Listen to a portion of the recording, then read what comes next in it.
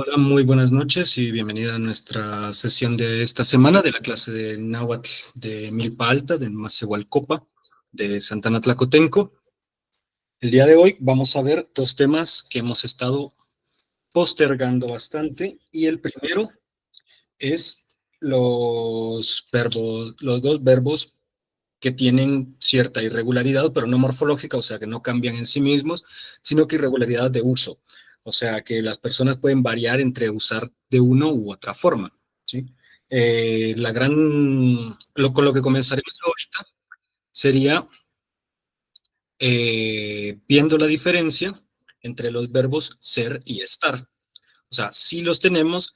eh, para las personas que hablan inglés, que solamente tienen un único verbo para las dos cosas, para ser o estar, es un dolor de cabeza. A veces aprender español, porque tienen que aprender a diferenciarlo y saben esta cosa de el verbo estar es para posiciones geográficas y para estados de ánimo, y el verbo ser es para condiciones inmutables, etcétera.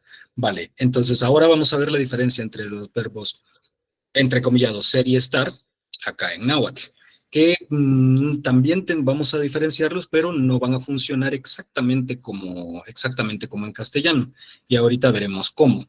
Lo primero es que el verbo ser, pues tiene esto de la tasitud que le gusta al náhuatl, que es que el verbo existe como tal, pero no tiene morfología, o sea, no hay un verbo ser, no existe tal cosa como un verbo ser. Lo que vamos a hacer va a ser utilizar la igualación. Lenguas como el ruso lo hacen, y también el castellano coloquial lo hace bastante, el no utilizar un verbo ser. Suena casi siempre en un castellano un poco, poco pendiente de la cuestión social, como por ejemplo cuando una persona dice tontísimo ese tipo. Sí, o sea, tontísimo es ese tipo, ¿no? O muy buena persona ella, o sea, es muy buena persona ella. Entonces simplemente ponemos para igualación, ¿sí? Ahorita vamos a ver algunos ejemplos, como por ejemplo, si tuviésemos, para hacerlo sencillamente, si tuviésemos la palabra tlacatl,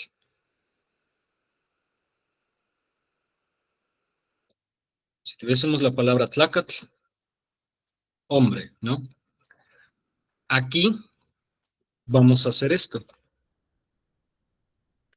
Yehuatl, ay,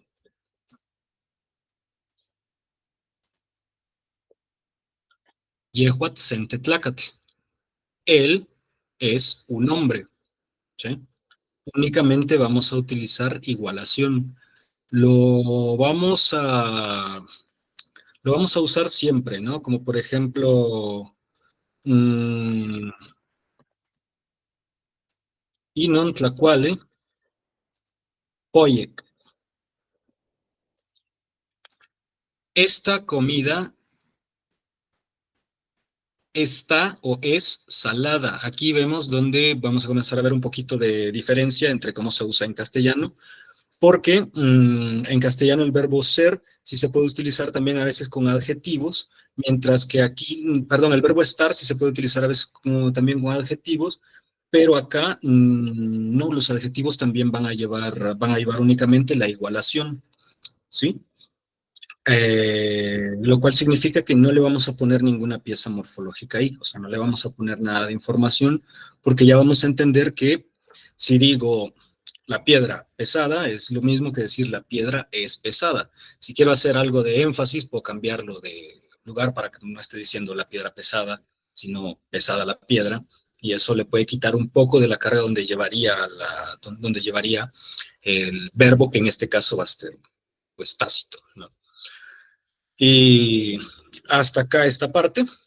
Vamos a ver ahora cómo se hace, por ejemplo, cuando no tenemos algo para igualar, como por ejemplo cuando estoy únicamente describiendo con una palabra y tengo que utilizar en este caso el verbo ser, como por ejemplo si yo únicamente dijese soy un hombre. No voy a hacer esto de decir, esto solamente lo podemos utilizar acá con terceras personas, pero si vamos a utilizar una primera o una segunda, voy a decir Nehuatl nitlacatl. ¿Sí? Nehuatl, nitlacatl. ¿Por qué el ni? Si se fijan, esta es la primera que aparece en nuestra tabla número 1, lo cual significa que para el verbo ser, cuando estemos hablando de sustantivos o adjetivos, y no de dos nominales a ponerse en igualación, o sea, a compararse, sino que lo que vamos a hacer es con uno de estos, vamos a darle tratamiento verbal. O sea, voy a tratar a tlacatl, a pesar de que es un nominal, que es el nombre de una cosa, en este caso de un individuo, etcétera, etcétera, le voy a dar el tratamiento de un verbo. ¿Por qué? Pues porque si no, ¿dónde pongo esta información? ¿No? Entonces, como no tenemos nada donde agarrarnos para el verbo ser, se lo vamos a poner a nuestro propio adjetivo. Entonces nos va a quedar algo como esto, nitlacatl. Si solamente digo nitlacatl, ya estoy dando esta información. No funciona con toda la tablita, exceptuando con los plurales. ¿Sí? Con los plurales no, porque no vamos a utilizar el plural verbal, vamos a utilizar el plural nominal. Por ejemplo, si dijera nosotros somos hombres, Tehuantin y Tlacame, ¿sí?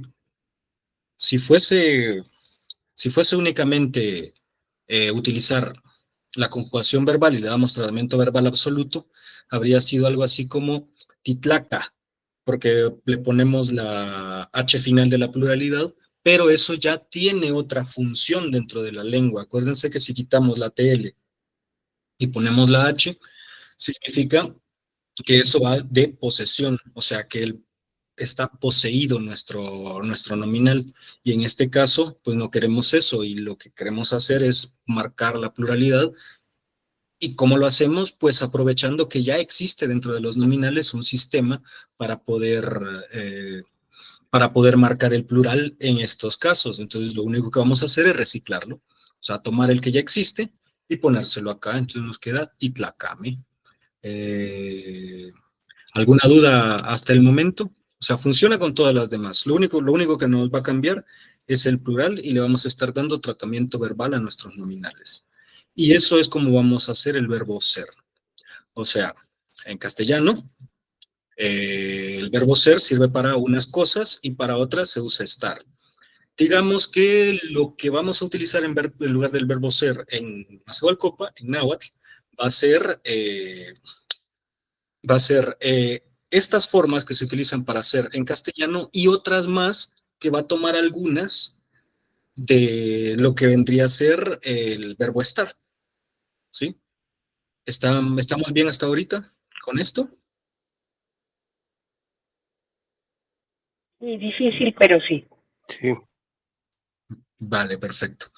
Y ahora vamos con un verbo rarito. Este verbo rarito es el verbo estar. El verbo estar que va a ser el verbo K. Así simple y sencillamente. El verbo K significa únicamente eso, estar, pero no estar de está caliente. Para eso vamos a utilizar el otro. Estar literalmente de ocupar un espacio físico. O sea, estamos hablando de eso, ¿no? De una cuestión muy euclidiana, es una descripción espacial, es el lugar donde se ocupa espacio. No puedo decir como, por ejemplo, eh, estoy triste, para eso vamos a utilizar otro tipo de verbos, o estoy parado, ¿no?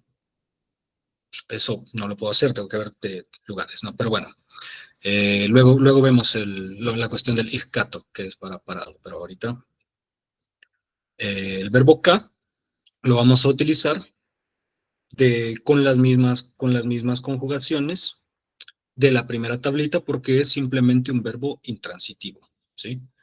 Pero tiene ciertas irregularidades como por ejemplo su plural. Vamos a hacer una pequeña listilla aquí conjugándolo. Nika, que es estoy, ¿sí? Tika, que sería estás, K, que sería está, y aquí comienza la cosa, ticate. Esta forma de plural es única de este verbo, solamente porque es un verbo muy antiguo. Y si no hacen esta, va a ser en la siguiente clase, donde vamos a ver por qué este verbo se porta de esta forma y por qué conservó esta forma esta forma de plural. Bien, otra de las cosas distintas que tiene este verbo es que casi siempre va al final. Es muy difícil encontrarlo dentro de la oración, como por ejemplo, eh, si dijese,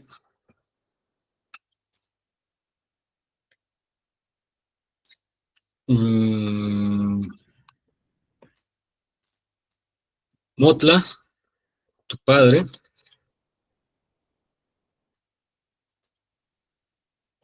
Mochampanca,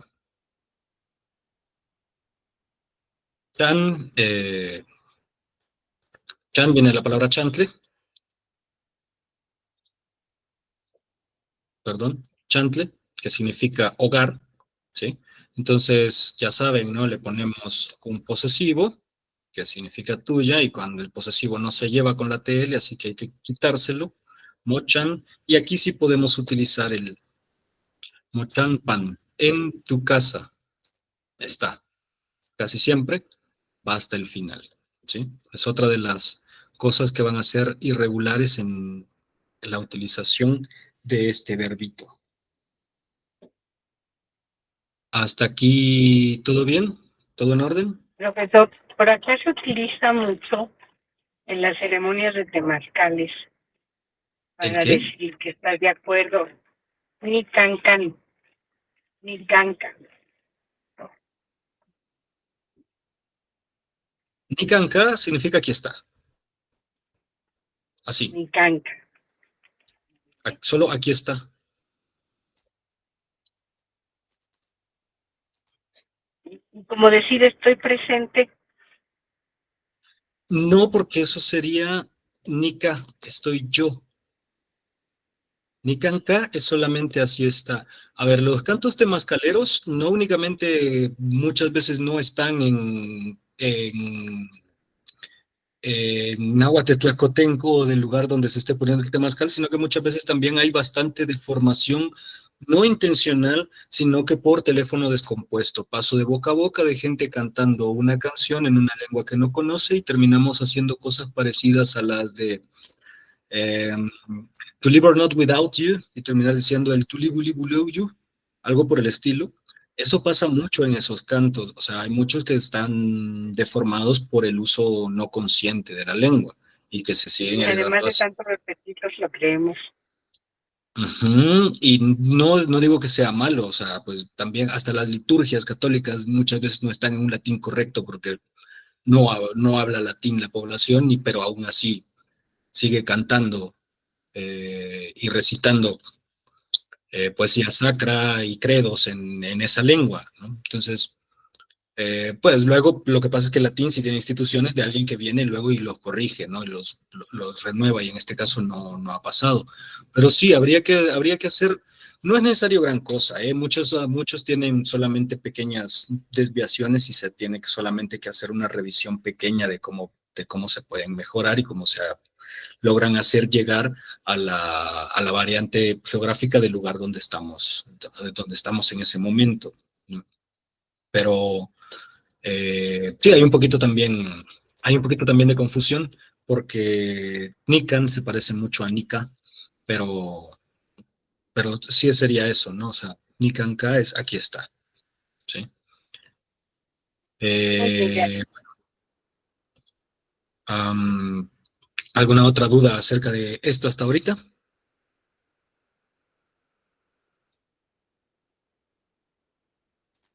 Pues bueno, vamos a ver otro verbo que se vuelve un poquito controvertido, y ahorita vamos a ver por qué, vamos a explicar un poquito acerca de la historia de estos dos, que es el verbo venir. El verbo venir originalmente lo vamos a encontrar como wala. Bueno, no originalmente, perdón. Mayoritariamente lo vamos a encontrar como wala, ¿sí? Uy, no, este no es transitivo. Wala es, por supuesto, intransitivo, es el verbo venir. Pero existe también la forma wits, ¿sí?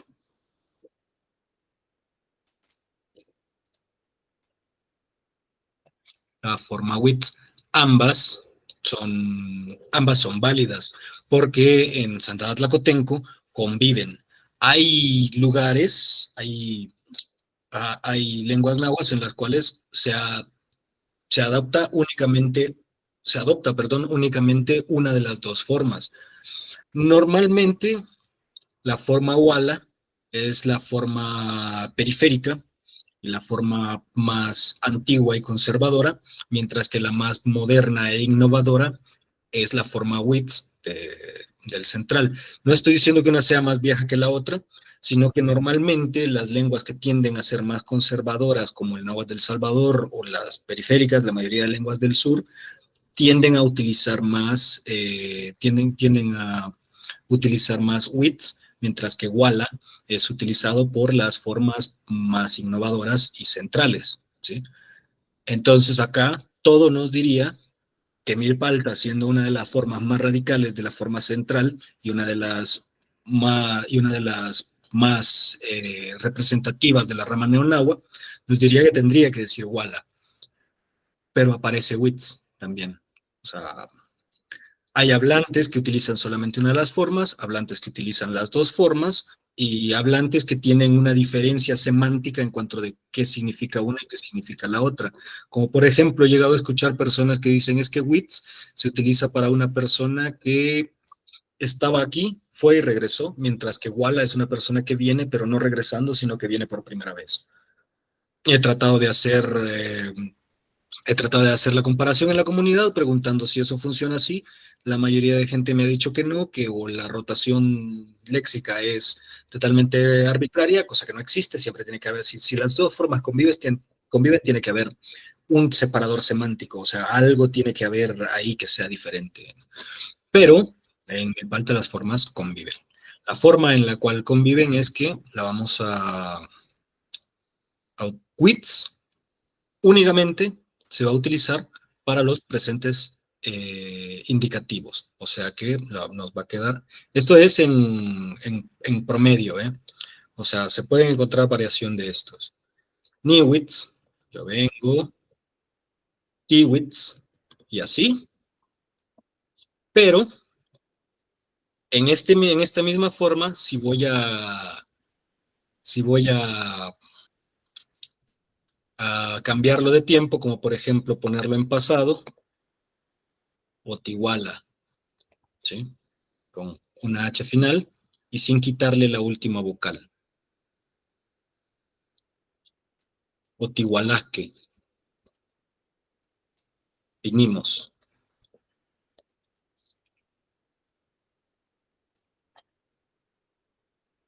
¿Sí? Ahora bien, esto, esto no significa que una persona no vaya a entender la otra forma. O sea, si por ejemplo yo digo niwala, que es yo vengo, y lo digo en presente indicativo, en donde normalmente habría utilizado un niwitz, no pasa nada. Las formas conviven, no hay, en algún momento, tal vez dentro de unas cuantas generaciones, un par de cientos de años, se logre estabilizar, y pues las personas de ese tiempo sabrán cuál habrá sido la estabilización que tenga, pero por el momento se encuentran todavía en este movimiento. ¿Sí? ¿Todo bien ahorita?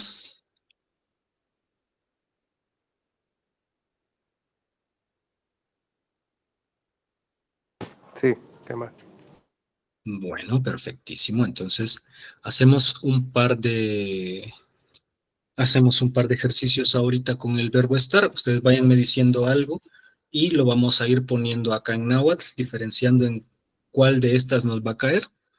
como por ejemplo, una de las cosas es que normalmente utilizamos el verbo estar para estados de ánimo en castellano, como por ejemplo estoy enojado, estoy cansado, etcétera, mientras que estas formas no las vamos a utilizar así en náhuatl, sino que ya hay un verbo específico para cada uno de estos. Algunas personas le llaman verbos estativos. Yo de hecho no encuentro realmente, yo creo que realmente categorizarlos como algo diferente porque son algo diferente en castellano es también depender un poquito de ello, así que no lo, para mí son simplemente verbos y ya. Como por ejemplo, Walani, sería estar enojado, ¿no? Entonces, para este tipo, no lo vamos a utilizar como verbo auxiliar, no es necesario utilizarlo como verbo auxiliar en náhuatl. Pero, bueno, pasando a esto, la otra cosa de la que queríamos, el otro tema del que queríamos hablar y que quizá nos tome un poquito más de tiempo,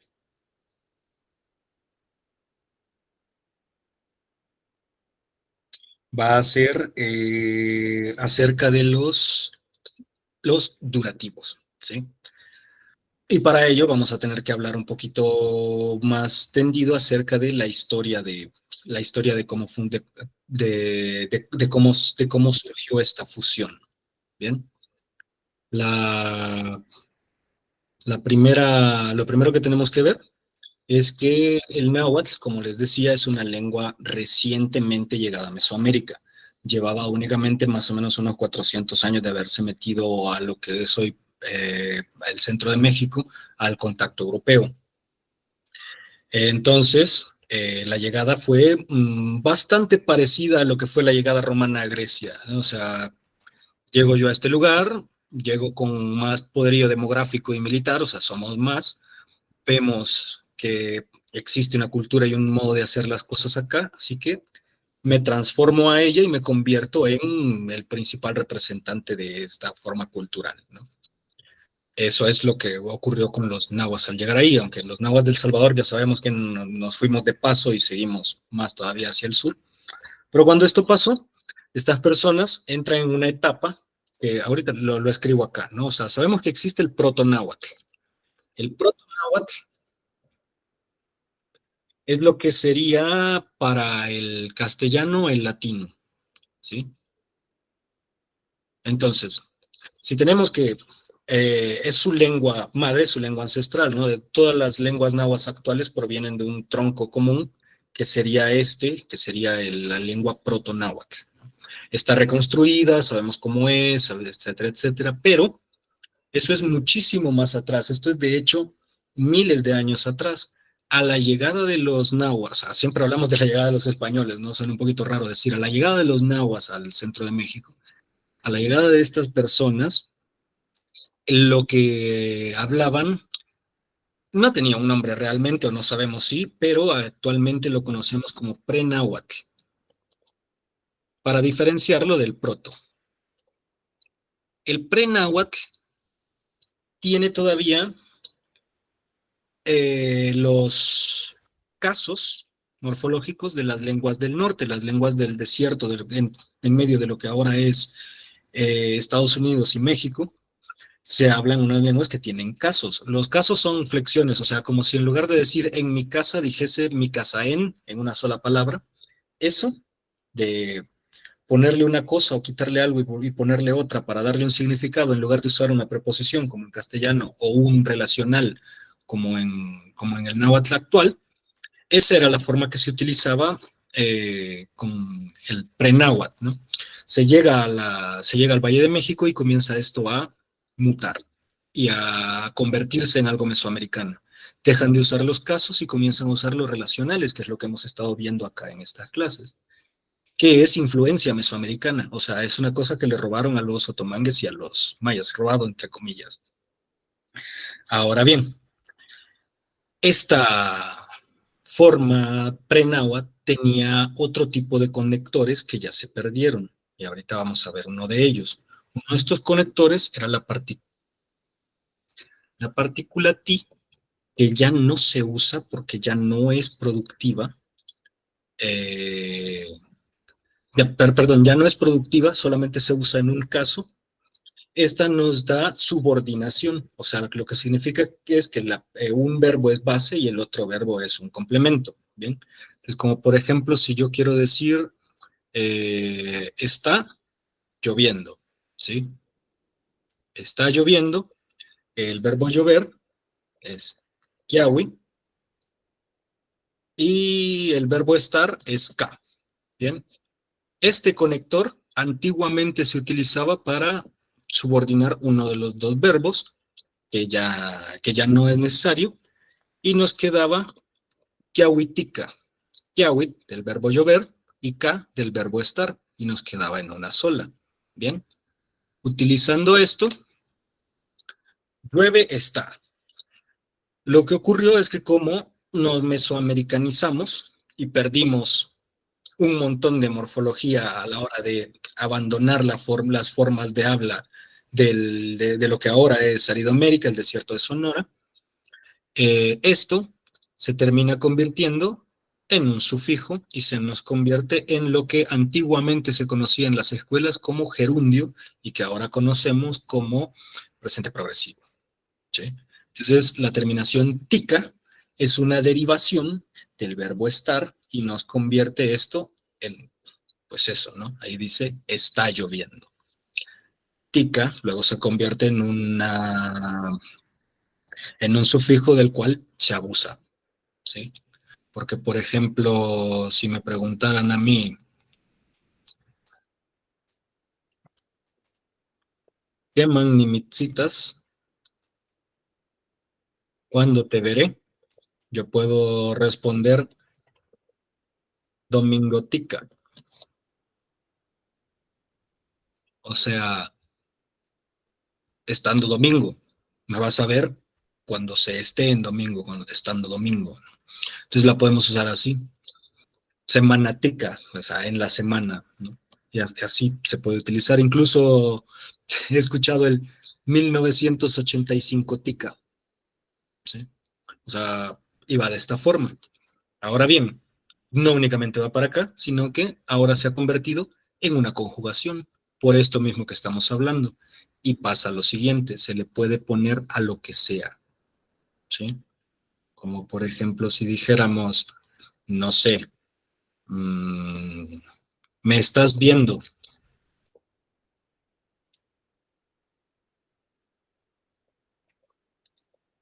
Tiene chita tica. Bien. Y si fuera en plural, pues simplemente copiamos. Aquí no se puede porque no se puede, están lloviendo, o sea, pero igual lo vamos a poner solamente para propósitos ilustrativos. El plural solamente se hace así, con esta de acá. Súper sencillo, y así estamos diciendo que una cosa se está haciendo en un periodo de tiempo prolongado, ¿sí? Y así vemos cómo lo que alguna vez fue el verbo estar se terminó convirtiendo en una flexión, o sea, en una conjugación. ¿Todo bien hasta ahorita? ¿Tienen alguna pregunta? Sí, muchas. Bueno, no quiero exagerar. Ajá. El tica solamente sería para lo que antiguamente es el gerundio, ¿no? No, como decía, también se puede utilizar para decir durante. O sea, también se le puede poner como, por ejemplo, a domingo, a tequiotica, durante el trabajo. También se le puede poner a nominales, pero no es como muy productivo. Sobre todo a numerales de tiempo, que tengan que ver con tiempo, se les puede poner. Porque sí da una idea de prolongación en tiempo, ¿no? Es prácticamente se está convirtiendo en una marca de aspecto. Y significa que la acción hay que hacer énfasis en que se está haciendo en un periodo de tiempo largo, o sea, ocupa lugar, que es lo que significaba originalmente el verbo estar. Uh-huh. Pero, pues sí. Y luego vamos a ver que esto, a ver, como les decía, los nombres varían. O sea, lo que en una descripción gramatical lo van a encontrar con un nombre, en otro lo van a encontrar con otra. Así que no es tan importante el nombre que se le ponga, sino saberlo manejar. La mayoría manejan esto como el durativo. yo le llamaría los durativos, porque ahorita vamos a ver esta otra parte, no es al único que le pasó esto. No estoy seguro si lo que ocurrió fue que un montón de verbos tuvieron esta evolución para convertirse en sufijos y luego se fueron cribando y se fueron perdiendo y se fueron cayendo varios y terminaron únicamente en un grupo muy pequeño de conjugaciones, o si al contrario, únicamente el verbo K había sido el que había tenido este trato y los demás dijeron, yo también quiero eso. O sea, si el otro niño se tira por el tobogán, yo también quiero hacerlo y subieron a hacerlo, así que nos salieron otro montón de formas de durativo que no son productivas, no me puedo inventar una nueva, pero que hay algunas que se escuchan muy poquito y que a mí incluso me asusta y creo que sí están comenzando a tomar una forma de productividad. O sea que el ejemplo que les daba la vez anterior, de que sí puedo decir cabizbajo, pero no puedo decir cabiz alto, ni cabiz de lado, ni nada por el estilo. Yo creo que posiblemente como lo que pasó en la comunidad, lo que está pasando en la comunidad, perdón, es que la gente sí está empezando a decir cabiz alto por reanálisis. A pesar de que no sea históricamente, que no haya históricamente ocurrido, la gente lo está haciendo. En, hablo de la lengua como si tuviera todavía, como si fuera songolica, ¿no? 200.000 hablantes. Pues son bien poquitos, pero la evolución de las lenguas no se detiene. De hecho, cuando las lenguas se encuentran en un estrés tan alto como las lenguas nahuas lo están en este momento, tienden a disparar su evolución. O sea, ves como de, tengo que buscar soluciones para no morirme, si es que lo vamos a humanizar de alguna forma las lenguas, ¿no? Pero cuando se encuentran bajo enorme presión social, las lenguas tienden a disparar a disparar su evolución, a adaptarse muchísimo más rápido y o sea, a dar patadas de ahogado, por decirlo de alguna manera. Entonces, lo que ocurrió es que nos salieron cosas como por ejemplo, vamos a utilizarlo como tinechita. Tinechita. Vos me ves. Vos decís tinechita tica, que sería me estás viendo. Tinechita tica. Sí, sencillísimo. Lo vamos a separar aquí morfológicamente, únicamente en esto. Tinechita tica. Y ya vimos que el verbo K le vamos a utilizar acá. Y que te iba a ser nuestro plural, ¿no?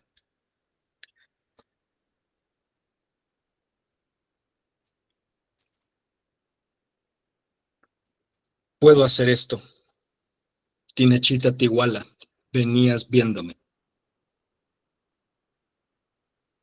O sea, ya no es estás viéndome, sino venías viéndome. Y siempre le sigue dando la idea de durativo, solamente que describe muchísimo mejor la forma en la que estaba, la forma en la que alguien está haciendo la acción.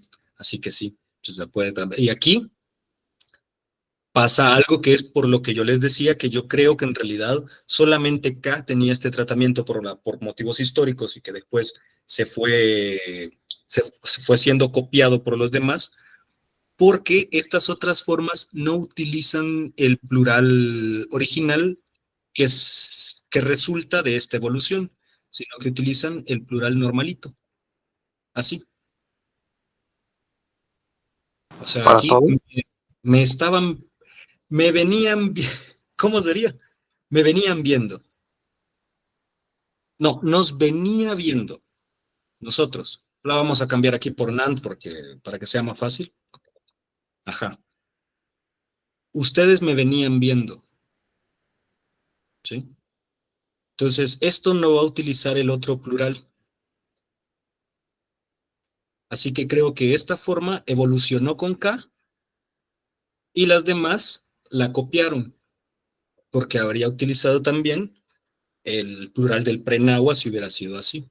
Pero estas ya son elucubraciones, ¿no? A lo mejor hay un texto de la Dakin que me va a venir a contradecir, pero por el momento todo nos da que va de este modo, ¿no? O sea, me refiero a la elucubración histórica que me vaya a contradecir, pero las formas son las actuales, son las que están ahorita en la comunidad, son estas. Entonces sí se puede utilizar Walla para venir y que creen que se pueden utilizar casi cualquier otra, porque si está el K, También está el nemi, que significa también estar. Lo que pasa es que pasa lo mismo que con la forma wala y wits. La forma nemi para estar, la forma nemi para estar es muchísimo más común en las lenguas periféricas, sureñas, paleonahuas, como se quieran llamar, yo les digo simplemente las del sur. Las centrales utilizan más el K. De hecho, las centrales pueden llegar a tener nemi y darle un pequeño espacio de uso, aunque la mayoría del tiempo van a utilizar K para estar, mientras que las del sur simplemente no utilizan K. Para las lenguas del sur, nemi va a ser todo el tiempo, ¿sí? Entonces, también, o sea, son prácticamente sinónimos. Tika y tinemi es exactamente, casi que exactamente lo mismo. No para todas, porque hay algunas lenguas nahuas del centro-norte, ¿saben? No sabemos bien cómo era del todo la variante de, ¿cómo se llama este lugar donde fue la masacre que hizo Ordaz?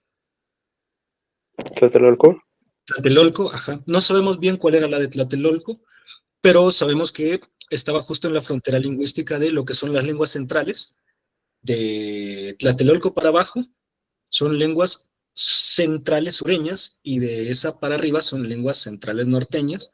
Entonces, las centrales norteñas, como por ejemplo de Texcoco, sabemos que sí manejaba un poquito más de nemi, pero para ellos nemi significa caminar, no estar.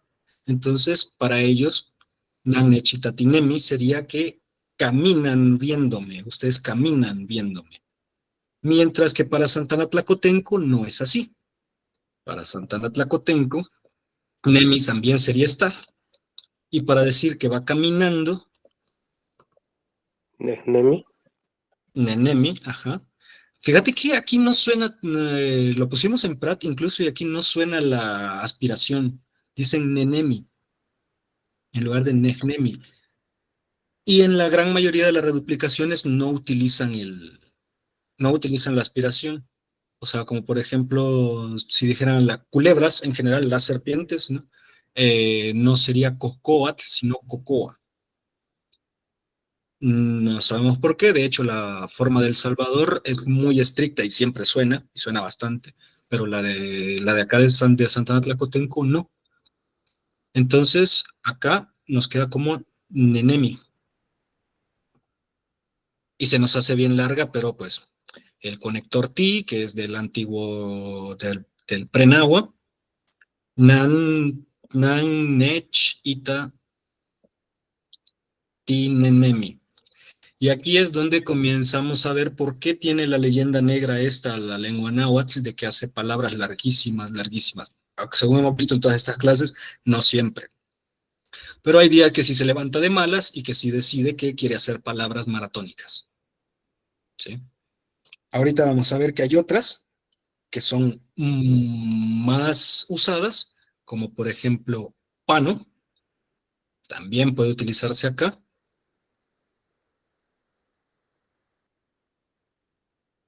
Es pasar, y también va a tener esta misma forma de durativo.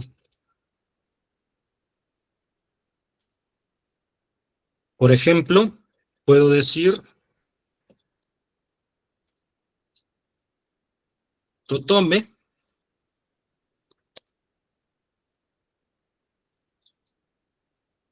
patlanitipano,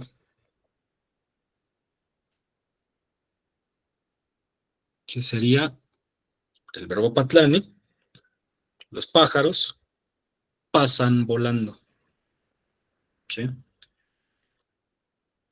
Otros muchísimo, muchísimo menos utilizados, pero que sí he escuchado y que a mí me confirman mi sospecha, perdón, por lo menos me refuerzan mi sospecha de que se está volviendo una forma productiva, o sea, que la gente está incorporando más cosas, es que hay varios, 3 por lo menos, que solamente he escuchado una vez y que al presentarlos con otros hablantes dicen, no lo he escuchado nunca, pero suena bien. lo cual da muchísima luz acerca de la gente está abierta la gente está abierta a la productividad, solamente que no la usa. Simplemente no le parece mala al escucharla. Estos van a ser las otras formas que solamente he escuchado una vez, son las que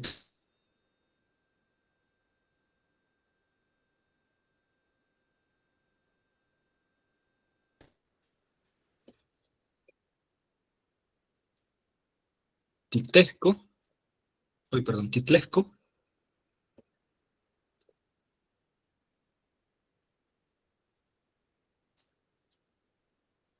y titemo,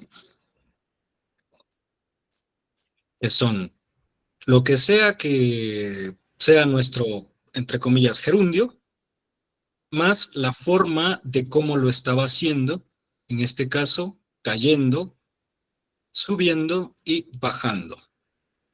Por ejemplo, si dijera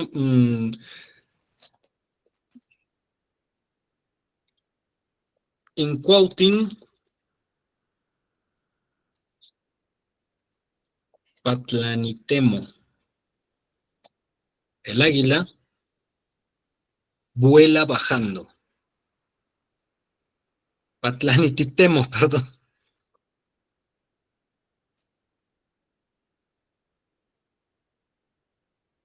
Entonces, Patlani Titemo podría tomar otro significado como desciende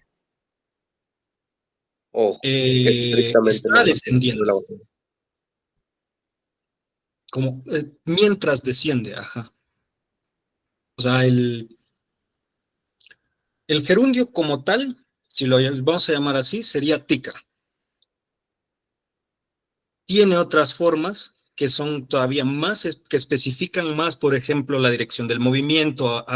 La dirección del movimiento se lee desde el hablante o hacia el hablante, ¿no? Entonces, en este caso específico del patlani es hacia el hablante, podría hablarse como patlanititemo, pero como les digo, no son formas tan vistas, sí atestiguadas, pero no de uso tan común. Las que sí son de uso súper común son la de tica, tinemi, tinenemi, tipano. Es así para cada rato, hasta por molestar. Uh-huh. Como ven, como por ejemplo en Domingo Tica, o sea, en lugares hasta donde ya... pero por lo visto, tienen un sabor dulce para el hablante porque se usan mucho y tienen forma productiva, lo que significa que las personas que manejan la lengua a nivel nativo, han visto un enorme potencial expresivo en estas formas, así que han decidido explotarlas, mucho más que otras variantes, como por ejemplo las de Morelos, las de Morelos, a veces solamente tienen tinemi o tica, y no, que como les digo, es muy raro que convivan tica y tinemi acá en Milpalta, pero lo hacen, mientras que hay otras, como por ejemplo hay pueblos en Morelos donde solamente van a utilizar el tica y nunca el tinemi, y pueblos de mucho más al sur que solamente van a utilizar el tinemi y nunca el tica. ¿Todo bien hasta acá? Sí. Vale, perfectísimo. Entonces, ya únicamente, para terminar, vamos a ver un pequeño mapita, que si me permiten, tengo que buscarlo de nuevo.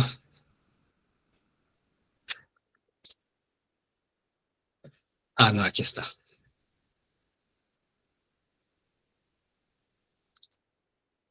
Para que tengamos un poquito, aquí aparecen también, lo voy a tener que descargar porque está muy difícil de ver desde acá.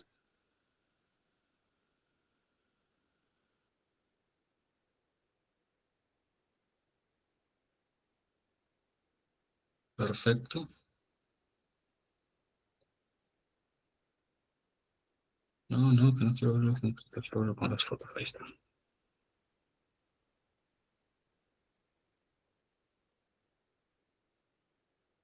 Es solamente para ilustrar un poquito de lo que estamos hablando, de dónde se nos pasan las variantes. Espero yo que lo pueda compartir en algún momento.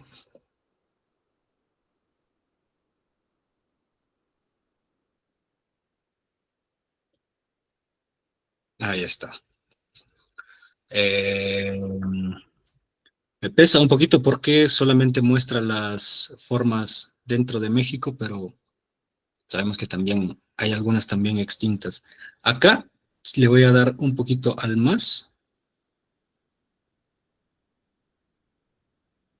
Acá podemos ver la pequeña y sutil diferencia en este mapa que amablemente nos ilustraron de una manera bastante educativa, en donde se supone que tendría que pasar la línea que divide a... En rosado están las formas centrales del náhuatl, ¿no? No sabemos realmente, por ejemplo, si nos vamos a las alcaldías del norte como Tlalne, no sabemos si los lugares de acá estaban más afiliados a las lenguas centrales del norte o a las lenguas centrales del sur. Lo que sabemos es que Santana Tlacotenco está justo en la frontera.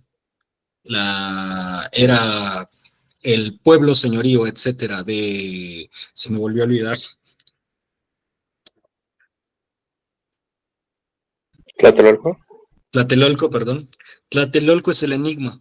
Cuando se sepa de qué forma, si en algún momento encontramos, grabación no va a haber, pero si en algún momento encontramos algún documento, cuando sepamos cómo era la forma de Tlatelolco, vamos a saber si la fronterita entre las lenguas norteñas, texcocanas y etcétera, se afiliaban más, si se afiliaba más Tlatelolco hacia el norte o hacia el sur, pero aquí nos pasaba la línea.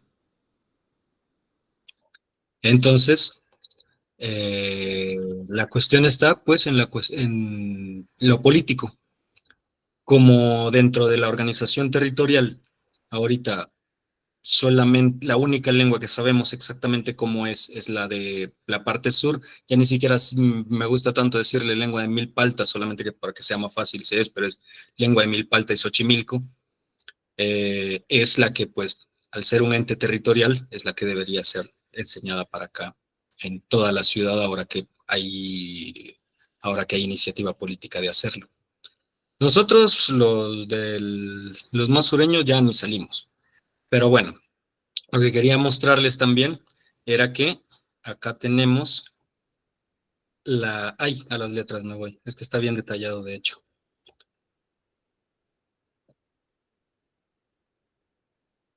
Central Norte, que son Coahuila, Tunal, Mexitlán, Sierra Norte, Zacatlán, Texcoco, Tlaxcala, y Centrales Sur, que son Milpalta, Tianguistenco, Puebla y Tetelcingo, que solamente para hacer la acotación, de las centrales, Tetelcingo es la más loca, tiene 10 vocales, y dirán, ¿cómo es posible que si la de Texcoco y la de Milpalta se pueden llegar a entender un poquito entre ellas, sean tan diferentes, y la de Tetelcingo, sean de familias diferentes, y la de Tetelcingo, que es tan diferente, sea tan, sea tan cercana genéticamente a la de Milpalta? Pues es porque Tetelcingo evolucionó en el siglo XIX. O sea, se le hicieron las 10 vocales en el siglo XIX, y es como cuando te dicen que las serpientes son tetrápodos, a pesar de que no tienen patas, pero que pertenecen a la misma familia. Eso nos pasa con esta. Y pues, bueno, solamente era para enseñarles un poquito de cómo se organizan el árbol genealógico de las lenguas nahuas. Faltan acá varias que ya están extintas, pero, eh, pero por el momento nos sale bien a propósitos ilustrativos. ¿Tienen alguna pregunta? No, No, todo nosotros bien. Vale, me alegra muchísimo. ¿Qué les pareció este temita que trae un poquito de reconstrucción histórica de las lenguas? O sea, hay que hacer un pequeño disclaimer. No significa que a los hablantes les importe todo esto que estamos viendo ahorita. O sea, el hablante sabe utilizar las formas del gerundio, y la parte histórica le da bastante igual. Y solamente aquí le ponemos toda esta atención porque didácticamente es más fácil llegar hasta lo que queremos ver si vimos cómo fue evolucionando hasta llegar ahí. Pero en vida cotidiana nadie está consciente de las etimologías, ¿sí? Ahora sí. ¿Qué les pareció el tema?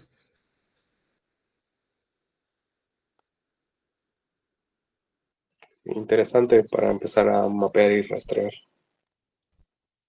Sí, bueno, muchísimas gracias. Yo creo que por hoy nos quedamos hasta por acá. Difícil, pero bueno, ya logramos reunirnos hoy 7 por la noche. Sí, bueno, de hecho, vale, permítanme, creo que terminamos hoy por acá.